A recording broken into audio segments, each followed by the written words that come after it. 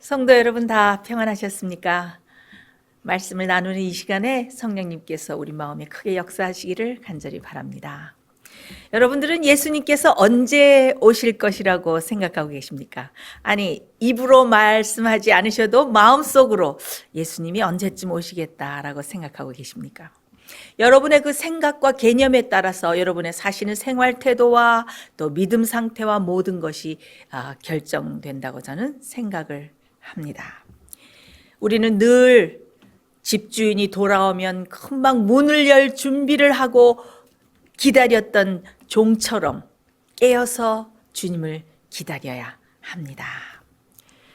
예수님께서 뭐라고 하셨습니까? 깨어있으라 어느 날에 주가 임할는지 알지 못함이라. 충성되고 지혜로운 자가 되어서 때에 따라 양식을 나눠줄 자가 누구뇨? 자, 때에 그냥 양식이 아니고 여기 보면 무슨 말씀이 나옵니까? 때에 따라, 때에 따른 음식. 때에 따른 음식이 무엇입니까? 그 당대, 그 현 시대, 현대, 그때 맞는 말씀. 지금 현 시대에 맞는 말씀이 무엇입니까? 예수님의 재림이 가까웠다. 심판이 가까웠다. 짐승의 표의 환란이 가까웠다. 마지막 늦은 비를 받고 하나님의 인을 받기 위해서 참된 믿음과 성품을 준비하라. 이런 것이 현대 기별, 이 현 시대에 맞는 기별 아니겠습니까? 근데 여기 보면은 어떻게 해요? 술 친구와 더불어 먹고 마시면서 이 게으른 종은 뭐라고 말합니까? 주인이 안 올 것이라고 말하지 않습니다. 어떻게? 더디 올 것이라고 말하면서 술 친구들과 더불어 먹고 마시면서 동류를 때린다 그랬어요. 어떤 동류들입니까? 때를 따라서 음식을 논아주고 이 현 시대에 맞는 그런 기별을 전하고 재림이 가까웠다고 말하는 그런 모든 기별을 전하는 사람들을 어떻게 반대하고 핍박하고 거기에 반기를 들고 일어나는 그런 현상을 말하는 것입니다. 또 술 친구와 더불어서 먹고 마신다는 그 취한다는 뜻은 무엇입니까?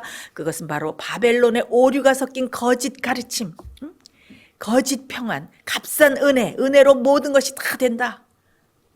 그러면서 예수님의 재림이 가깝지 않을 것처럼 영적인 잠에 푹 빠져 있는 것, 거짓 가르침과 거짓 평안에 푹 빠져 있는 그런 영적 상태를 말하는 것입니다.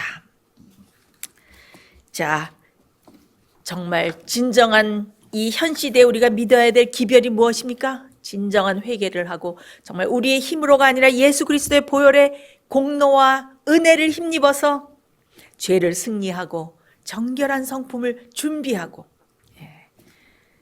그런 정말 깨우는 기별, 마지막에 가까웠으니까 준비하라고 깨우는 그런 기별들이 정말 이 시대에 필요하지 않습니까? 때를 따라서 지혜로운 종이 돼서 그런 음식을 나눠주는 그런 성도님들 되시기를 간절히 바랍니다.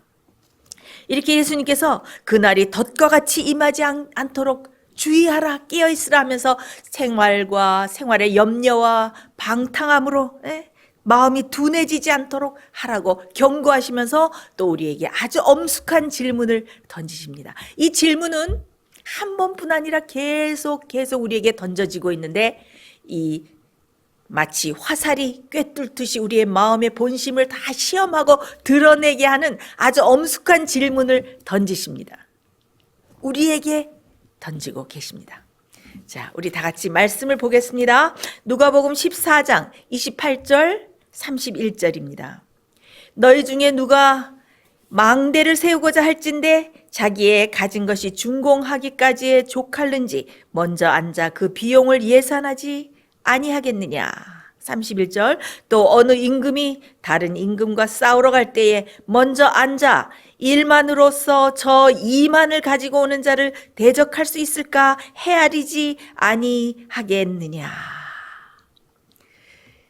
자, 이 질문은 특별히 지구 마지막 이 역사를 마치려고 하는 이 시대를 살고 있는 마지막 성도들에게 엄숙하게 던져지는 질문입니다.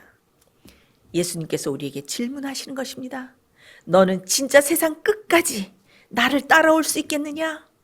어떤 환난과 어려움이 와도 나를 끝까지 따라올 수 있겠느냐? 그 비용을 예산해봤느냐? 계산은 해봤느냐?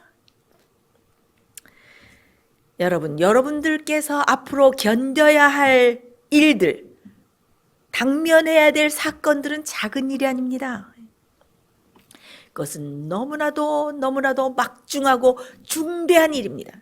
온 우주에 하나님의 공의로우심을 증거할 마지막 증인이 되어야 되는 사명이 우리에게 맡겨졌습니다. 마지막 최후의 선과 악의 대쟁투에서 하나님의 계명이 옳았다는 것을 드러낼 수 있는, 하나님의 은혜로 하나님의 계명을 지키는 마지막 남은 백성이 되어야 되는 그런 크나큰 사명이 우리에게 주어졌습니다. 우리는 마지막 짐승의 표의 환난과 마지막 환난과 예수님 재림 직전에 있을 모든 마지막 사건들을 통과하기 위해서 보통 믿음 이상의 믿음을 요구받고 있습니다. 하나님께 마지막 때에 충성하기 위해서는, 하나님의 계명을 지키고 참 안식일을 고수하기 위해서는 어떻게 해요? 생계의 방도가 끊어지고 많은 핍박과 생명까지 내놓으면서 주님을 따라가야 되는 그런 상황이 우리에게 펼쳐질 것입니다. 이 세상에 아무도 의지할 수 없고 아무 데서도 도움을 구할 수 없고 오직 주님만을 붙들고 가야 되는 그런 극한 상황을 우리가 겪게 될 것입니다.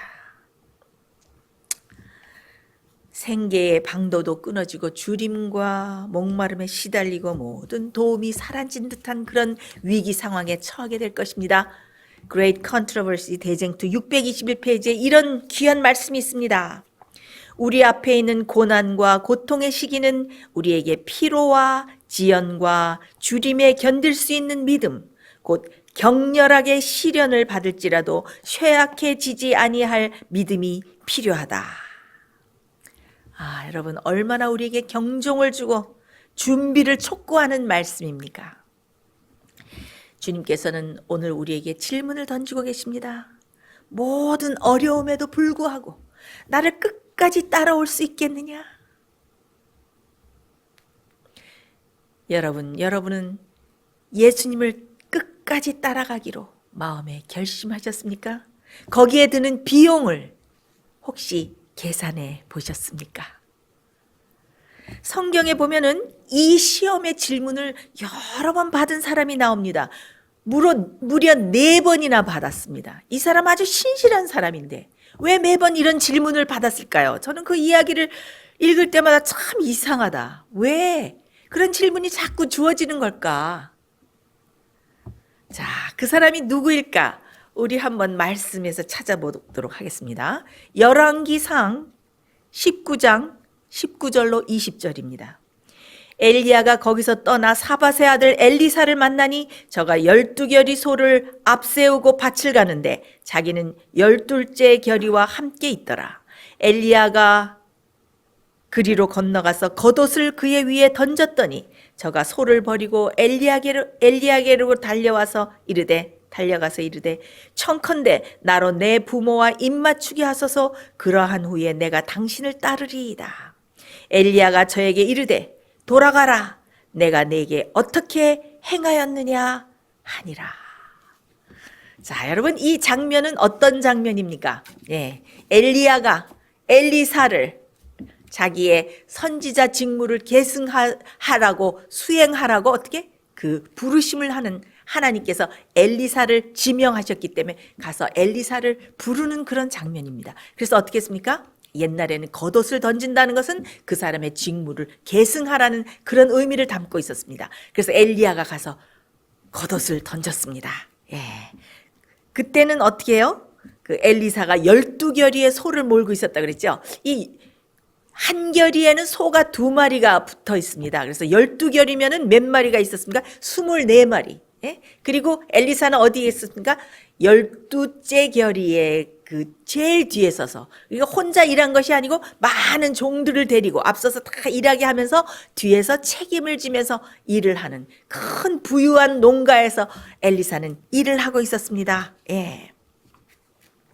아주 엘리사의 집은 부유하였고 안락하였고, 엘리사는 어렸을 때부터 작은 일에 충실하고 그 종들을 잘 다스리고 가리키면서 아주 성실하고 신실한 그런 사람이었습니다.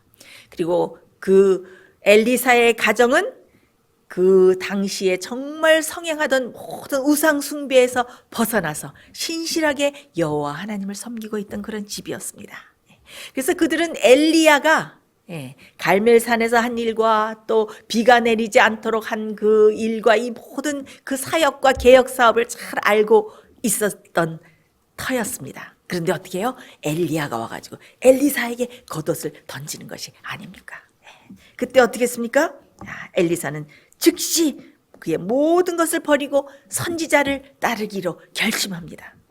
하나님의 부르신 것을 즉각 알아차리고 이 엘리사는 순종을 했습니다. 선지자를 따른다는 것은 어떤 것을 의미했습니까? 그의 부유한 모든 재산과 재물과 안락한 삶을 버리고 선지자를 따라서 일정하게 유할 숙소도 없이 집도 없이 유랑과 방랑의 생활을 시작하는 것을 의미했습니다. 어떤 때는 굶주림과 지침과 냉대와 그런 것을 다 견뎌야 하는 수고로운 삶을 살아야 되는 고된 길을 간다는 것을 의미했습니다. 끝없는 방랑의 길과 고된 삶이 시작된다는 의미였습니다. 그리고 외로움과 고독 속에서 엘리야가 못다 이룬 그런 개혁 사업을 그가 완성해야 된다는 그런 의미와 도전이었습니다. 그럼에도 그는 어떻게 했습니까? 즉각적으로 모든 것을 버리고 소를 몰던 모든 기구까지 다 불살라버리고 하나님의 부르심을 받아들이고 부모님께 작별 인사를 하겠다고 말을 합니다. 그런데 너무 이상하지 않습니까? 엘리야가 하는 말이 너무 요즘 현대말이 이 말도 지나갔을까요? 생뚱맞다고 저는 생각했습니다. 생뚱맞. 너무 엉뚱했어요. 뭐라고 그랬어요? 돌아가라. 내가 어떻게 행하였길래 네가 그런 말을 하느냐? 내가 뭐라 그랬길래 네가 나를 따라온다 그래? 너무 이상하지 않습니까? 겉옷을 던지면서 따라오라고 그렇게 부르심을 줄 때는 언제고 따라 나서니까 어떻게? 돌아가 집으로 돌아가 그냥 집에 있어. 내가 뭐라 그랬길래 나를 따라 나서는 것이냐? 아니 엘리사를 놀리는 것입니까? 이것은 엘리사를 거절하는 것이 아니었습니다. 이것은 엘리사의 믿음을 시험해 보는 것이었습니다. 어려운 길을 주님을 위해서 모든 것을 바쳐야 되는 그 길을 가기 전에 비용을 계산해 봐라. 네가 끝까지 나를 따라갈 수 있는 믿음 중도에서 포기하지 않고 끝까지 나를 따라올 수 있겠느냐? 네 자신을 다시 한번 살펴보고 나를 따라 나서라 하는 그런 시험의 질문이었습니다. 돌아가라. 근데 이 질문은 한 번에 그치지 않았어요. 이것이 첫 번째 질문이었죠. 또 계속됩니다. 우리 한번 읽어볼까요? 열왕기하 2장 1절로 2절.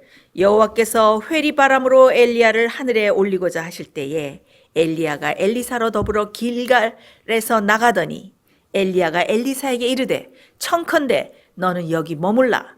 여호와께서 나를 베델로 보내시느니라. 엘리사가 가로되 여호와의 사심과 당신의 혼의 삶을 가리켜 맹세하노니 내가 당신을 떠나지 아니하겠나이다. 이에 두 사람이 베델로 내려가니. 자, 엘리사는 지금 어떻게 해요? 길갈에서 베델로 같이 엘리야와 함께 지금 떠나려고 하는데 무엇이 주어집니까? 두 번째 도전이 시험의 질문이 주어졌습니다. 더 이상 나를 따라오지 말라. 나를 더 따라가려고 여기서 머물라. 여기서 머무는 게 어떻겠니?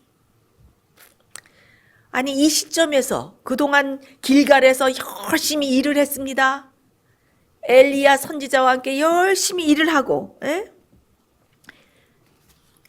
다른 지역으로 옮겨가서 또 주님의 사업을 하려고 하는데 뭐라고 합니까? 따라오지 말라고? 모든 소를 모는 기구를 다 불사르고 진짜 결심을 하고 주님의 길을 따라 나섰는데 열심히 한 지방에서 열심히 일을 하고 다른 곳으로 가려고 그러는 이 지점에서 어떻게? 두 번째로 너는 여기 머물라. 내가 청하노니 너는 여기 머물라. 나를 따라오지 말라. 너는 여기 머물라. 왜 그동안 열심히 그렇게 일했던 엘리사의 헌신을 다 알고 엘리사의 믿음을 다 알았음에도 이런 시험의 질문을 또 하는 것일까요? 왜 이런 시험의 질문이 두 번째 또 주어지는 것일까요? 자, 여기 보면 엘리사가 엘리야를 따라서 수종 들더라는 말이 나오죠. 이 수종을 든다는 것은 갑자기 엘리사에게 큰 위대한 과업이 주어진 것이 아닙니다. 아주 간단하고 어떻게 보면은 단순하면서도 비천한 일이었어요. 엘리사가 손을 씻을 때 물을 길어와서 물을 부어주고 발을 씻기고, 예? 모든 생활의 여러 면에 있어서 수종을 들고 수발을 드는 일이었습니다. 예. 그러나 엘리사는 그 작은 일서부터 아주 성실하게 하면서 선지자를 따라서, 예, 나서서 모든 일을 성실하게 일했습니다. 일정하게 유할 집도 없이 유랑하면서 백성들을 찾아서 봉사하면서 살았습니다. 가는 곳마다 이스라엘의 타락한 청년들을 모아서 손수 학교를 짓고 세우고 그들을 가리키는 그런 수고의 삶을 계속했습니다. 어떤 때는 환영을 받았지만 때때로 냉대와 무관심 속에서 지치기도 했을 것입니다. 그러나 열심히 길갈에서 주의 사업을, 임무를 다 완성했습니다. 근데 어떻게 됐습니까? 베델로 가라고 하려는데 두 번째 도전이 온 것입니다. 너는 여기 머물러라. 그냥 그만 놔두고 안정적으로 정착하는 것이 어떻겠니? 아마 때때로 엘리사는 도중에서 힘들 때마다 집에 두고 왔던 그 부유하고 안락한 집을 그려봤을 수도 있습니다. 때때로 그의 마음속에 정말 집에서 아주 맛있는 음식을 먹고 어머니 아버지와 함께 행복하게 살던 그때를 그려보았을지도 모릅니다. 혹시 마음이 흔들렸을 때가 있었을지도 우리는 모릅니다. 성경에는 안 쓰여 있지만, 네, 인간의 마음이 그럴 때가 있지 않습니까? 그렇지만은 어떻게 했습니까? 여호와의 사심을 두고 맹세하오니 저는 결단코 당신을 떠나지 않고 계속 함께 가겠습니다. 라고 믿음과 결심을 표현했습니다. 근데 이 두 번째 이 질문이 여기서 끝나지 않고 또 주어집니다. 저는 이것을 읽으면서 내가 엘리사라면 참 서운했을 뻔했다. 어쩜 이렇게 불신을 받고 자꾸 따라오지 말라고 그러는 거절의 이 말을 계속 들으면서도 따라가야 했을까라고 저는 생각을 해봤습니다. 우리 열왕기하 보겠습니다. 열왕기하 2장 4절. 엘리야가 저에게 이르되 엘리사야 청컨대 너는 여기 머물라. 여호와께서 나를 여리고로 보내시느니라. 엘리사가 가로되 여호와의 사심과 당신의 혼의 삶을 가리켜 맹세하노니 내가 당신을 떠나지 아니하겠나이다 하니라. 저희가 여리고에 이르매. 자, 또 언제 어디로 갈 때? 베델에서 아주 훌륭하게 모든 임무를 마치고 여리고로 가려고 하는데 또 엘리야는 엘리사에게 더 이상 나를 따라오지 말라. 여기 머무는 게 어떻겠니? 라고 말을 합니다. 그들은 베델에서도 선지자 학교를 세우고 정말 학생들을 가르치느라 바쁜 시간을 보냈습니다. 교육 사업과 전도 사업을 병행하는 건 쉽지 않은 일이었습니다. 어느 때는 잠도 제대로 자지 못하고 잘 먹지도 못하면서 많은 어려운 고비들을 넘기면서 모든 임무를 개혁 사업을 다 수행했습니다. 이제 많은 일을 베델에서 행하고 이제 떠나서 어디로 가려고? 여리고로 가려고 하는데, 여리고의 새로운 미션을 향해서 가려고 하는데 맥빠지게 뭐라고 말하는 것입니까?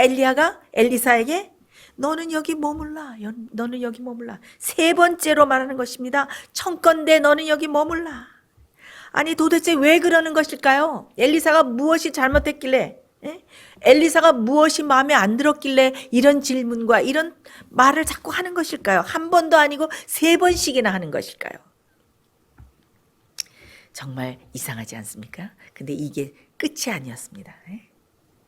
여리고를 떠나서 요단으로 갈 때 네 번째 시험의 질문이 또 주어졌습니다.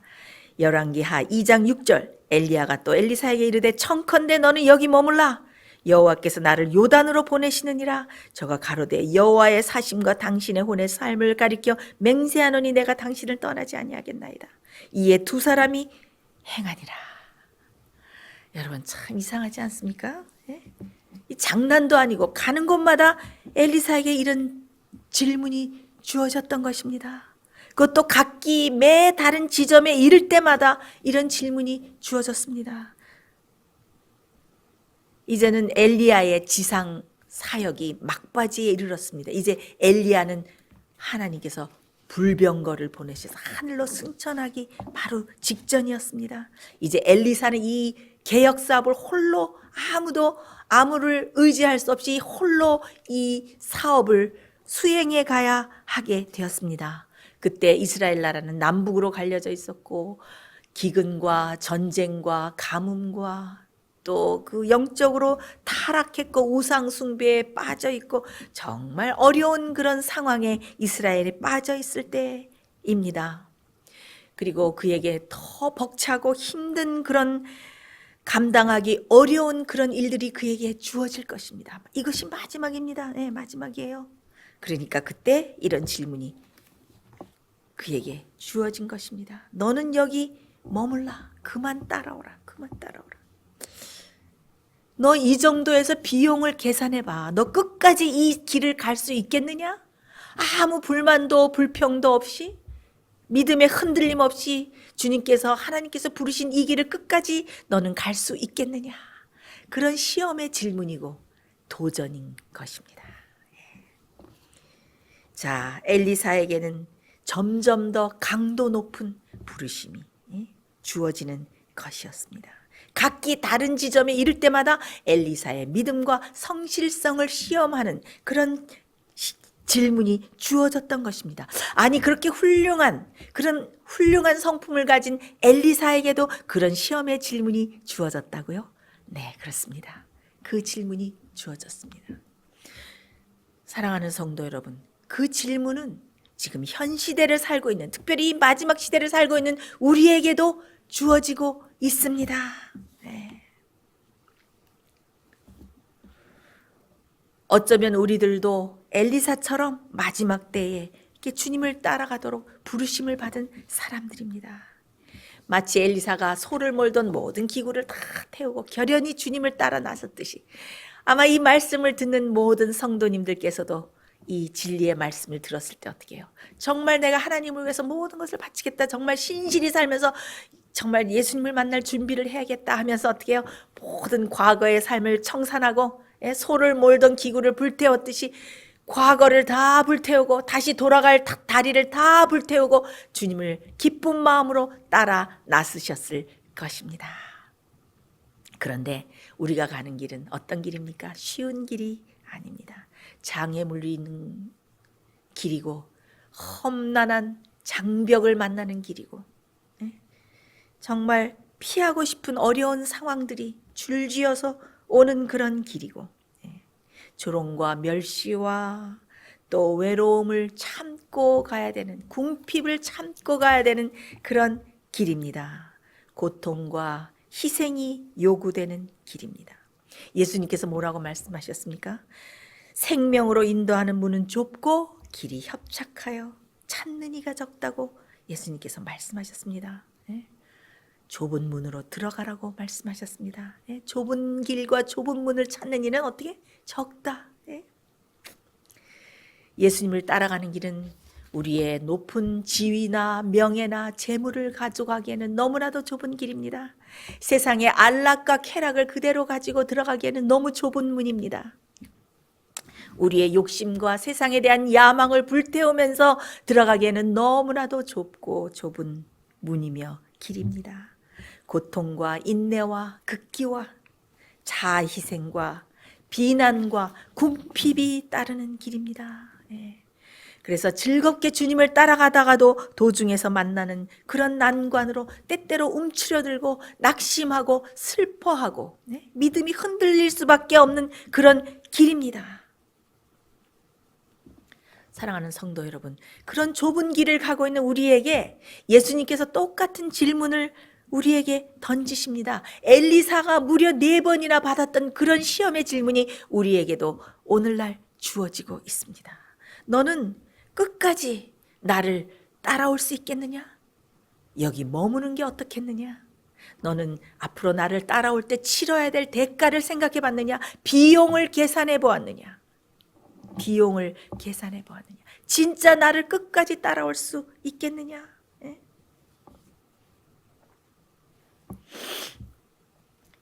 예수님께서 우리에게 말씀하십니다.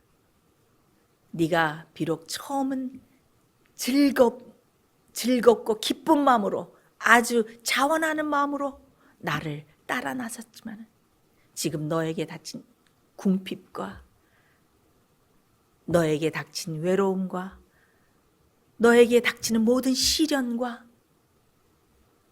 비난과 핍박에도 불구하고 나를 끝까지 따라올 수 있겠느냐?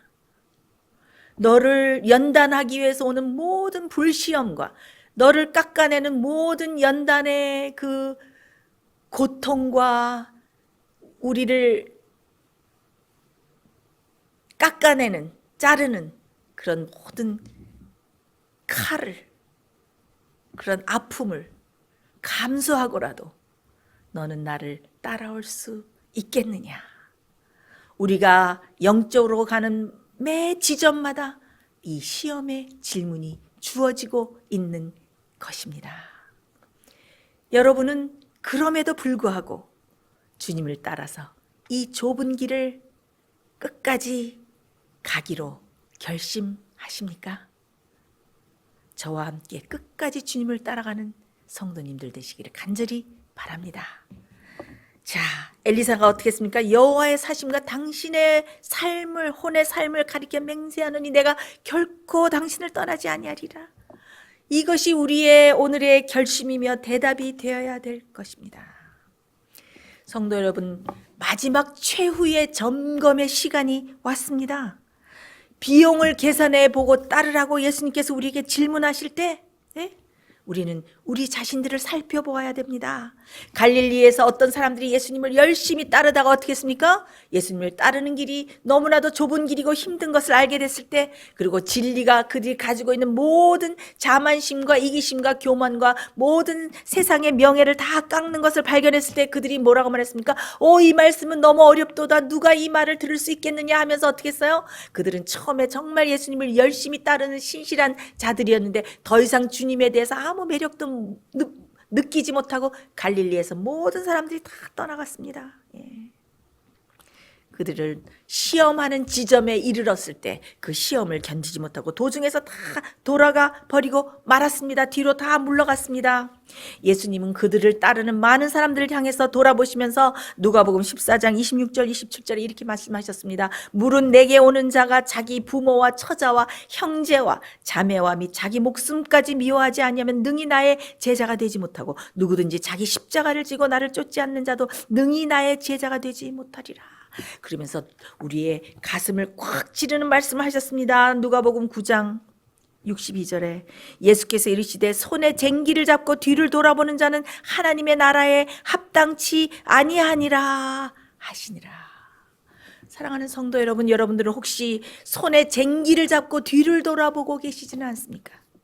도중에 만나는 여러 가지 어려움으로 인해서, 아니면 이 세상의 쾌락과 또 안락한 삶이 너무나 좋아 보이면서 마음이 흔들면서 쟁기를 잡고 뒤를 돌아보고 계시지는 않습니까? 시험해보라, 내 자신을 살펴보라, 그 말입니다. 예수님께서 내 자신을 살펴보라고 하셨을 때 그 질문을 받고 아주 화를 낸 사람들이 있었습니다. 우리는 이 질문을 받기 전까지는 우리 진정한 자신을 모릅니다. 누가 그런 질문을 받고 화를 냈습니까? 예수님의 제자들이 그랬습니다. 그들 앞에 펼쳐질 환난, 그들에게 펼쳐질 환난은 무엇입니까? 바로 십자가의 고난의 사건이었습니다. 그들은 예수님이 왕좌에 오르시고 보좌에 오르실 것을 아주 그냥 기대하고 있었기 때문에 예수님께서 십자가에 달려 돌아가시는 것은 그들에게 정말로 큰 환난이었습니다. 그 환난의 사건을 앞두고 그들은 어떻게 했습니까? 신실한 믿음을 갖기 위해서, 깨어나기 위해서 더 기도하고 그들의 자신을 살펴야 되겠는데 예수님께서 뭐라고 했습니까? 오늘 밤에 너희가 다 나를 버리리라. 그러니까 어떻게 했습니까? 아닙니다. 결코 나는 주를 버리지 않고 어디든지 따라가겠습니다. 죽는 데라도 따라가겠습니다. 오게라도 따라가겠습니다. 모든 제자들도 베드로를 따라서 저도요 결코 주님을 버리지 않겠습니다. 예수님께서 뭐라고 하셨습니까? 오늘 밤에 닭이 2번 울기 전에 네가 나를 3번 부인하리라.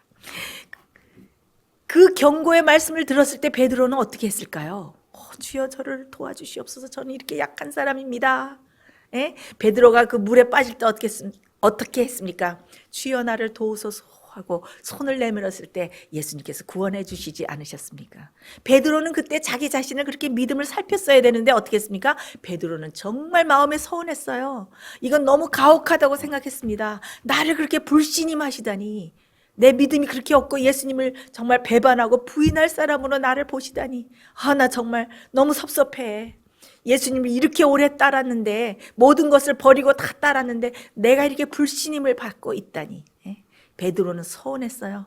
그때 정말 겸손하게 자기 자신을 살피면서 그 시험의 질문을 자기 자신에게 던지면서 어떻게 마음을 성찰했어야 되는데 베드로는 화를 냈습니다. 예수님께서는 아셨어요. 그 시험의 순간이 올 때 베드로의 그 억제하지 못하는 성격과 부주의성과 많은 결점과 정말 시험하는 순간이 오면 드러날 수 있는 많은 악의 요소들이 아직도 베드로의 마음속에 숨어 있는 것을 보셨습니다. 그래서 어떻게 했어요? 내 자신을 살펴보라. 그렇지만은 어떻게 했어요? 예수님께서는 그 쓰러지는, 그 쓰러지고 다 주님을 배반하고 도망간 모든 제자들을 어떻게 했습니까? 다 용서해 주셨고 그들은 회개하고 결국은 그들에게 주어진 모든 사명을 다 했습니다. 예수님께서 어떻게 했었어요? 사단아, 사단아, 보라, 사단이 밀가부려고 너를 청구했지만 네가 돌이킨 후에는 어떻게? 내 형제를 굳게 하라.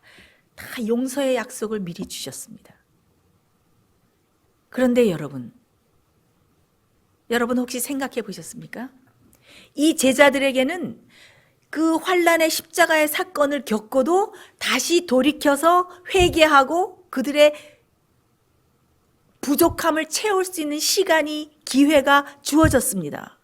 근데 여러분 생각해 보십시오. 이 마지막 때를 살고 있는 우리는 환난이 딱 닥쳤다 하면 우리의 부족함을 다시 채우고 보완할 기회와 시간이 다시 주어지지 않습니다. 우리는 예수님을 따르던 제자들의 상황과 다릅니다. 마지막 때가 와서 우리의 시험하는 모든 것으로 인해서 우리의 부족함이 드러나면은 그때에는 어떻게 too late, 우리 자신들과 우리의 믿음과 이런 것들 부족함을 다시 채울 수 있는 그런 기회와 찬스와 그런 시간이 다시는 없는 것입니다. 그래서 지금 우리는 어떻게 되는 것입니까? 예수님께서 우리에게 질문을 던지십니다. 네가 나를 끝까지 따라올 수 있느냐? 생명까지도 버리면서 내가 나를 따라올 수 있느냐? 이런 질문을 던지실 때 우리는 어떻게 됩니까? 우리는 최후로 우리 자신을 점검해 보아야 합니다. 내가 정말 목숨을 불사하고라도, 생명을 바치면서라도 모든 생계의 방도와 이런 것들이 다 끊어지고 무서운 핍박과 위협을 받더라도 끝까지 주님께 충성하면서 따라갈 수 있는 굳센 믿음을 내가 지금 가지고 있는가? 우리 자신을 살피면서 최후의 점검을 할 시간이 다가왔습니다. 여러분 정말 지금은 준비할 때입니다. 예수님께서 오실 때가 너무나도 가까웠습니다.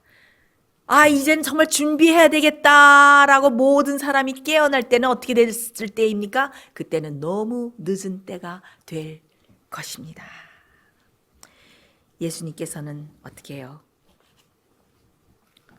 우리에게 질문을 던지십니다. 여러분들은 이 어려운 좁은 길을 가면서 여러분들로 하여금 이 모든 난관과 어려움을 뚫고라도 끝까지 주님을 따라갈 수 있도록 여러분을 만드는 비결과 원동력이 무엇입니까? 그 비결을 깨닫고 계십니까? 알고 계십니까? 가지고 계십니까? 저는 그것이 예수님의 사랑이라고 생각합니다. 예수님의 사랑.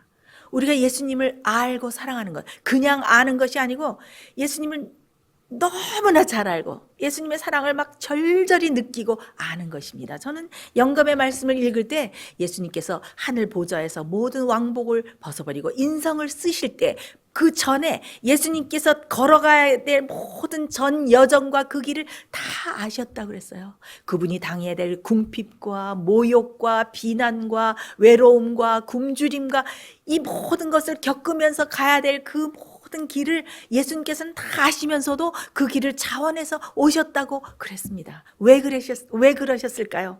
바로 우리를 너무 사랑하시기 때문에.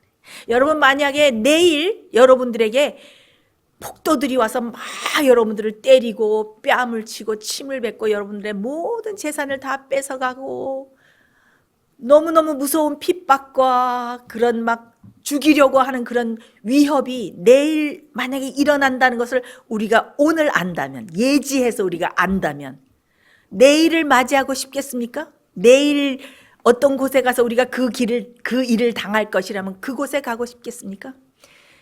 예수님께서는 당신이 당할 이 모든 고초와 고난을 아시면서도 어떻게 해요? 인성을 쓰고 오셔서 어떻게 우리를 구원하시기 위해서 그 모든 고초의 길을 먼저 가셨습니다. 우리는 그 사랑이 우리를 격동해서 우리를 강건해서 정말 우리는 끝까지 주님을 따라 충성하는 길을 가야 될 것입니다. 여러분 예수님을 바라보십시오. 예수님의 사랑을 많이 많이 생각하십시오. 예수님께서 오늘 우리에게 질문을 던지고 계십니다. 너는 진짜 나를 끝까지 따라올 수 있겠느냐? 앞으로 무서운 짐승의 표의 환란이 오고 목숨을 내놓아야 되는 그런 위기의 순간이 닥칠 때까지 너는 나를 배반하지 않고 나에게 충성하며 하나님의 계명을 지키고 인내를 가지고 끝까지 나를 따라올 수 있겠느냐? 따라오기 전에 모든 비용을 계산해 보지 않겠느냐라고 질문하고 계십니다. 여러분, 우리 자신을 최후의 점검을 해보면서 예수님을 따라갈 수 있는 넉넉한 믿음을 기른 거룩한 성도님들 되시기를 간절히 바랍니다. 우리 다 같이 기도하겠습니다. 사랑하는 예수님, 우리를 위해서 모든 고초와 고난을 겪으시고 생명까지도 버리시면서 우리를 위해서 고난의 길을 가신 예수님의 사랑을 생각할 때에 우리가 우리에게 닥친 어떤 어려움과 어떤 고난이 있더라도 주님을 끝까지 따라갈 수 있는 그런 동기와 원동력을 주십니다. 주여, 오늘 주님께서 내가 나를 끝까지 따라올 수 있겠느냐고 시험의 질문을 우리에게 던지실 때에 우리가 끝까지 주님께 충성하며 따라가겠다고 대답할 수 있는 신실한 성도들 될 수 있도록 우리를 축복하여 주시옵소서. 예수님 이름으로 간절히 기도합니다. 아멘.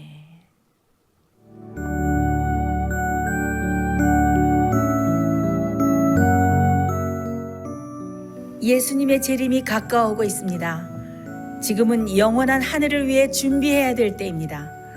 머지않아 우리의 재물은 아무 쓸모없는 것이 되고 말 것입니다. 하나님께 은혜를 받으셨다면 받으신 축복을 생애의 빛 복음 사업을 위해서 나누지 않으시렵니까? 헌신하시는 성도님들의 손길에 하나님께서 후히 갚아주실 것입니다. 후원해 주시는 모든 성도님들께 감사드립니다.